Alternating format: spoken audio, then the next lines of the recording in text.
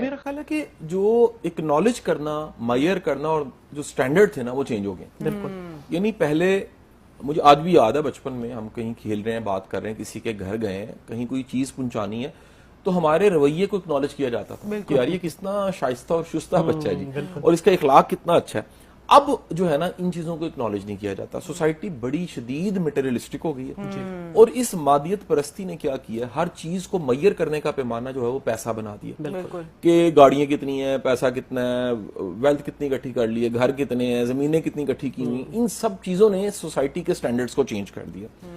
منیر بھائی یاد کیجئے 20-25 سال پہلے اس طرح سے سوسائٹی نہیں تھی. بالکل ایسے ہی. یہ پچھلے کو 22-23 سالوں میں بڑی تیزی کے ساتھ یہ تبدیلی آئی ہے. دوسرا ایک بہت بڑا فیکٹر جو ہے نا جی، میں سمجھتا ہوں کہ وہ ایک نسل والدین بنی ہے جن کے پلے کچھ نہیں ہے، جن کے پاس خود ویلیوز نہیں ہے. ویلیوز آتی ہیں بڑوں سے. 63% ایتھکس اور ویلیوز اور نارمز جو ہیں بچے ماں باپ کے کاپی کر رہے ہوتے ہیں. بالکل 63%.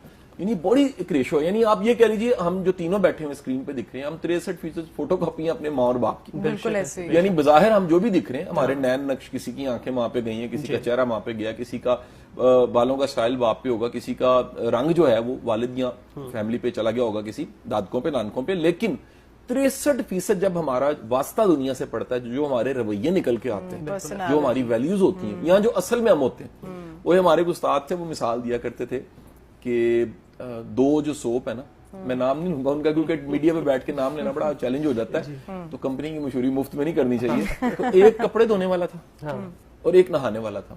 تو انہوں نے کہا اس طرح کا بڑا پیدا ہونے لگ پڑا ہے کہ اندر سے وہ کپڑے دھونے والا ہے اور اوپر جو ریپر چڑھا ہوا ہے وہ نہانے والا ہے. تو جب واسطہ پڑتا ہے نا تو پھر پتہ لگتا ہے کہ یار یہ تو بہت ہی برا حال ہے. اور یہ دو جگہوں پہ تو شدید ایکسپوز ہو رہے ہیں لوگ، ینگسٹرز ہمارے، بالخصوص یہ جو کہہ لیجئے 20-25 سالوں میں پیدا ہوئے ہیں سارے بچے. ایک یہ میرج کے ریلیشن میں برے طریقے سے ایکسپوز ہوتے ہیں کیونکہ اس میں آپ کو پرائز پے کرنی پڑتی ہے، قربانی دینی پڑتی ہے، ساتھ لے کے چلنا پڑتا ہے آپ کو. میں کہتا ہوں کردار کا اصل مظاہرہ کسی کے ساتھ پارٹنرشپ کی شکل میں پتہ لگتا ہے. دوسری جو شکل میں نے منیر بھائی دیکھی ہے وہ جاب، آنرشپ نہیں ہے. یعنی ہم تو، میں اسامہ صاحب آپ کو پتا میری ٹیم میں ہے، ایس ای او دیکھ رہے ہوتے ہیں، ہم نے ٹرمز بنا لی ہیں کہ یار یہ جسٹ فلر ہے، یہ نوکری کر رہا ہے، نوکری برائے نوکری کر رہا ہے، اس نے نہ گرو کرنا ہے، نہ اس میں اونرشپ ہے، نہ اس میں کوئی یعنی پوٹینشیل نہ ہونا. یہ وہ لوگ ہیں جن کے پاس ڈگری ہیں، سکلز نہیں ہے، اونرشپ نہیں ہے، وہ کریکٹر کا پارٹ نہیں ہے.